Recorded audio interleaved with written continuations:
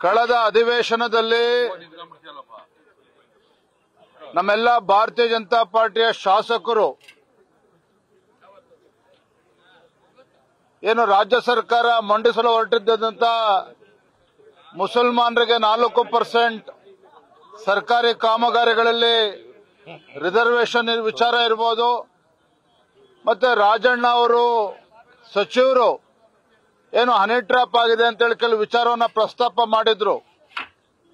ಈ ವಿಚಾರದಲ್ಲಿ ಸಿಬಿಐ ತನಿಖೆ ಆಗಬೇಕು ಅಂತೇಳಿ ಸದನದ ಒಳಗಡೆ ನಾವೆಲ್ಲ ಶಾಸಕರು ಪ್ರತಿಭಟನೆ ಮಾಡ್ತಾ ಇರುವ ಸಂದರ್ಭದಲ್ಲಿ ಸಭಾಧ್ಯಕ್ಷರು ಶಾಸಕರ ವರ್ತನೆಯನ್ನು ಗಮನಿಸಿ ಒಂದು ಆದೇಶ ಹೊರಡಿಸಿದ್ರು.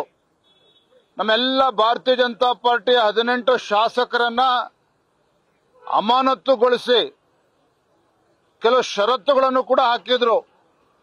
6 ತಿಂಗಳ ಕಾಲ ಅಮಾನತು ಮಾಡಿ ಯಾವುದೇ ಒಂದು ಕಮಿಟಿ ಮೀಟಿಂಗ್ಗಳಿಗೆ ಅವರು ಹೋಗಬಾರದು, ಯಾವುದೇ ರೀತಿ ಸದನದ ಮೊಗಸಾಲೆಗೂ ಕೂಡ ಬರಬಾರದು, ಈ ರೀತಿ ಅನೇಕ ಷರತ್ತುಗಳನ್ನು ಹಾಕಿ ಸಭಾಧ್ಯಕ್ಷ ಸ್ಪೀಕರ್ ಅವರು ಬಹುಶಃ ಆಡಳಿತ ಪಕ್ಷದ ಕೈಬೊಂಬೆಯಾಗಿ ಒಂದು ಕಾನೂನಿನ ವಿರುದ್ಧ, ಸಂವಿಧಾನದ ವಿರುದ್ಧ ಒಂದು ಆದೇಶ ಹೊರಡಿಸಿದ್ರು. ಅದರ ವಿರುದ್ಧ ನಾವು ಇವತ್ತು ಪ್ರತಿಭಟನೆ ಮಾಡಿದ್ದೇವೆ. ಸಭಾಧ್ಯಕ್ಷರಿಗೆ, ಸ್ಪೀಕರ್ ಅವರಿಗೆ ನಾವು ಒತ್ತಾಯ ಮಾಡಿದ್ದೇವೆ. ನಿಮ್ಮ ಈ ಕಾನೂನು ಬಾಹಿರವಾಗಿರ್ತಕ್ಕಂಥ ಆದೇಶ ಕೇವಲ ಶಾಸಕರನ್ನ 6 ತಿಂಗಳ ಕಾಲ ಅಮಾನತು ಮಾಡಿರ್ತಕ್ಕಂಥದ್ದಷ್ಟೇ ಅಲ್ಲ, ಆ ಕ್ಷೇತ್ರದ ಮತದಾರರಿಗೂ ಕೂಡ ಇವತ್ತು ಅಪಮಾನ ಮಾಡಿದ್ದೀರಿ. ಆ ಕ್ಷೇತ್ರದ ಮತದಾರರು ಏನು ಆಶೀರ್ವಾದ ಮಾಡಿ ಗೆಲ್ಸಿ ಕಳಿಸಿದ್ದಾರೆ ನಮ್ಮ ಶಾಸಕರನ್ನ, ಅವರು ಕೂಡ ಅವಮಾನ ಮಾಡತಕ್ಕಂಥ ಕೆಲಸ ಇವತ್ತು ಸಭಾಧ್ಯಕ್ಷರು ತಾವು ಮಾಡಿದ್ದೀರಿ.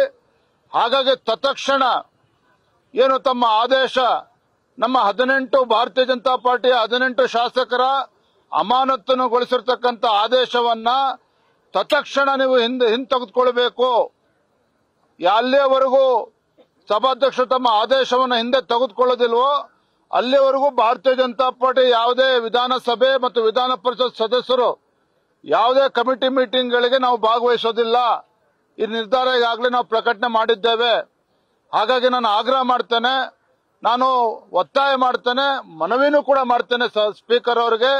ತಮಗೆ ಗೊತ್ತಿದೆ, ಈಗಾಗಲೇ ಅನೇಕ ಕಾನ್ಸ್ಟಿಟ್ಯೂಷನ್ ಎಕ್ಸ್ಪರ್ಟ್ಸ್ಗಳು ಈಗಾಗಲೇ ತಮ್ಮ ಅಭಿಪ್ರಾಯವನ್ನು ವ್ಯಕ್ತಪಡಿಸಿದ್ದಾರೆ.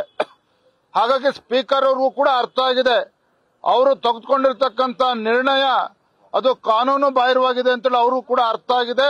ಈಗಲಾದ್ರೂ ಕೂಡ ತಮ್ಮ ಆದೇಶವನ್ನ ಹಿಂಪಡಿಬೇಕು ಅಂತೇಳಿ ನಾವು ಇವತ್ತು ಒತ್ತಾಯವನ್ನು ಮಾಡ್ತಾ ಇದ್ದೇವೆ.